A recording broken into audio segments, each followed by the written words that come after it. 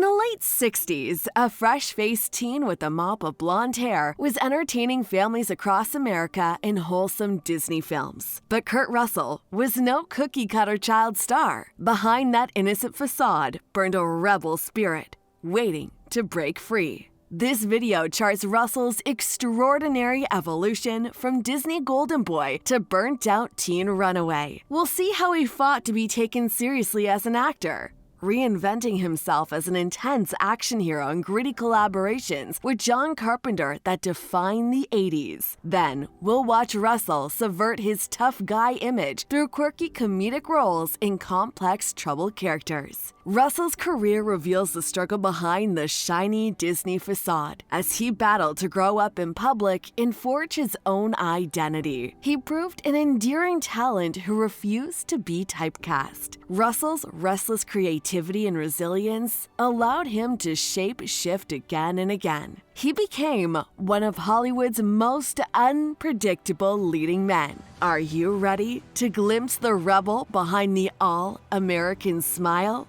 Russell's wild ride shows fame's sinister temptations, but ultimately, it's a story of an artist who found the courage to define himself on his own terms. Little Kurt Russell lit up TV screens across America with his wholesome smile and endearing charm. Just a blue-eyed kid from the California suburbs, Kurt's natural talent saw him cast in shows like The Travel of Jamie McFeeters. Fact hit 1. Did you know Russell was almost cast as Han Solo in Star Wars, but turned down the role because he didn't want to commit to a trilogy? The iconic role ultimately went to Harrison Ford. Kurt soon became Disney's go-to all-American teen, starring in a string of live-action family comedies. With his blonde hair and athletic build, Kurt made an ideal, rambunctious yet clean-cut lead for films like The Computer Wore Tennis Shoes. As Dexter Riley, Kurt bumbled endearingly through adventures at college. In The Barefoot Executive, Kurt's inventive schemes as an enterprising teen struck a chord with young audiences. And in The Strongest Man in the World, Kurt charmed as a college student who gained superhuman strength. Though goofy, the films showcase Kurt's charisma and timing, and they turned him into Disney's biggest draw of the early 70s. For families across mainstream America, Kurt Russell was a mischievous but wholesome boy next door. Little did they realize the rebel simmering underneath that smile, the daredevil teen who felt constrained by Disney's squeaky clean image. Russell's nice guy persona concealed his distaste for repetitive roles. A restless spirit yearned to break free of the Disney mold. But for now, Kurt rode high as a wholesome all-American heartthrob, fulfilling Walt's prophecy of fame. Yet his ambition reached beyond the Disney formula.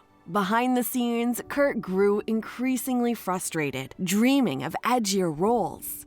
As we'll see, that rebel spirit would eventually tear his Disney World apart in dramatic fashion. Kurt yearned to shed his squeaky clean Disney image, but the wholesome tag proved tough to shake. Like Mickey Mouse clinging to his leg, the Disney Association typecast Kurt as a mild teen idol. After his contract ended, Kurt found himself adrift in Hollywood limbo, neither a serious adult actor nor a cute kid anymore. He struggled to land roles. Kurt realized that to be taken seriously, he needed a complete image overhaul, a phoenix rising from the Disney ashes. His gritty Emmy-nominated performance as Elvis in 1979 proved a bold first step. The normally clean-cut Kurt transformed into the hip, swiveling, pill-popping king. This bad boy Elvis lit a fire in Kurt, opening his eyes to more dangerous, dramatic potential. But it was Kurt's collaboration with edgy director John Carpenter that utterly reinvented him. Together, they would create some of the most iconic action anti-heroes of the 1980s. In Escape from New York, Kurt's eye patch-wearing vigilante Snake Plissken imprinted on the public consciousness. With his cynical sneer and gladiatorial battles in a dystopian future, Snake was a thrilling revelation to those who grew up in Disney's smiling Kurt. The Thing in Big Trouble in Little China cemented Kurt's new status as a muscular, intense leading man. Gone was the eager-to-please teenager. In his place stood a grizzled, leather-clad warrior, exuding jaded cool and coiled violence. Tango and Cash saw Kurt team up with Sylvester Stallone as comically ill-matched cops. Though quirkier, Kurt's brutal physicality held its own against Sly's brawn. In just a few years, Russell radically re-scripted his nice guy image. His risk-taking partnership with Carpenter birthed some of the cinema's great renegade characters and proved Russell's readiness to evolve his craft, even if it meant alienating his original fan base. The boyish Disney star was dead. Long live Snake Plissken.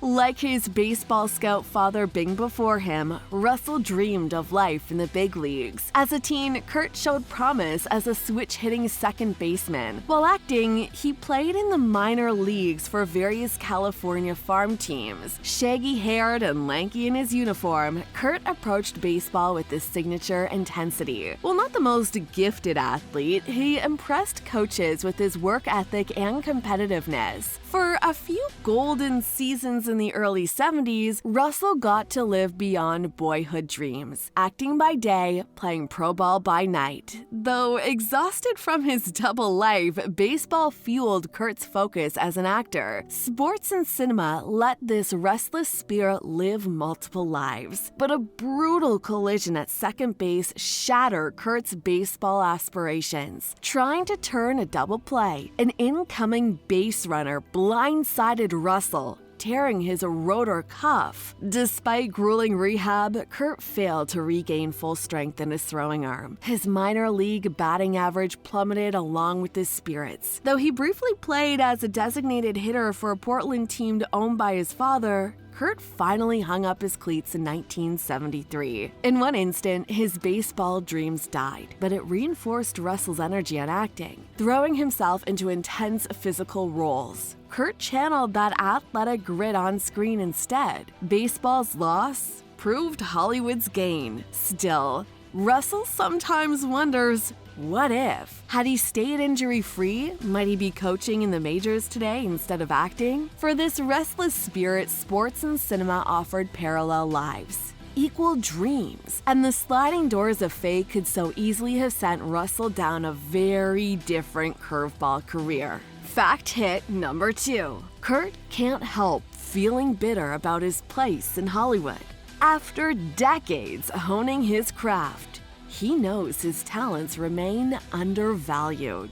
In his personal life, Russell cemented his relationship with longtime partner Goldie Hawn. Though unmarried, their enduring romance made them one of Hollywood's most iconic couples. They raised a son together while balancing busy acting careers. Russell's ranch became a retreat for major celebrities, including Princess Diana, who found solace there during turbulent times. And Russell indulged his passion for flying, earning his pilot's license. This adventurousness translated on screen in roles like rescuer Stephen McCaffrey in Backdrift and Colonel Jack O'Neill in Stargate. Now firmly established as a versatile box office draw, Russell continued taking on colorful tough guy roles in Tombstone and Grindhouse. Later came acclaimed performances in Miracle, portraying hockey coach Herb Brooks, and egomaniacal Planet Ego in Guardians of the Galaxy Volume 2, showing Russell's talent for comedy and gravitas. Now in his 70s, Russell has maintained his reputation as one of Hollywood's most popular and unpredictable leading men. His restless spirit has allowed him to continually surprise audiences and reinvent himself over his long, iconoclastic career. Approaching 50, Russell realized he can no longer convincingly play the intense action heroes of his youth. An existential crisis faced many 80s icons as middle age encroached. Some desperately clung to outdated images, fueled by ego and nostalgia, but Russell understood he must evolve or perish. Rather than fighting age, he pivoted into colorful character roles that played on his rugged history while revealing surprising new talents. Russell proved himself a versatile character actor.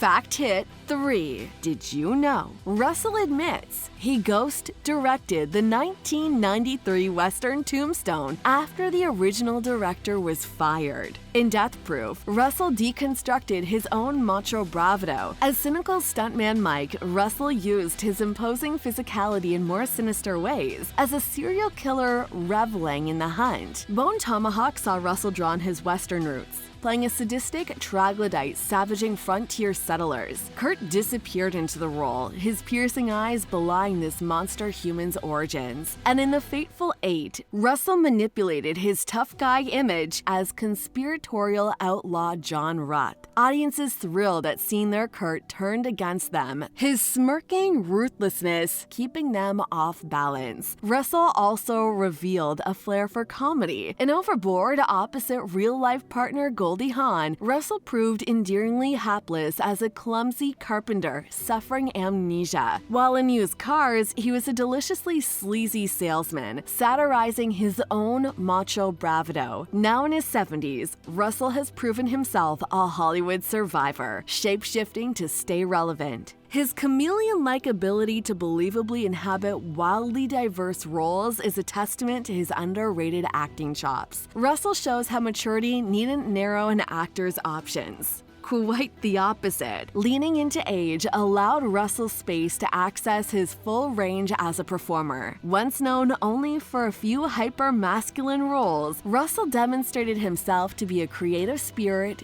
too iconoclastic to ever be typecast. From fresh-faced teenage star to burnt-out action hero to quirky character actor, Russell has enjoyed one of Hollywood's most unpredictable careers. He evolved with the times and his own maturity, avoiding typecasting. After over 50 years in the business, Russell remains a captivating screen presence.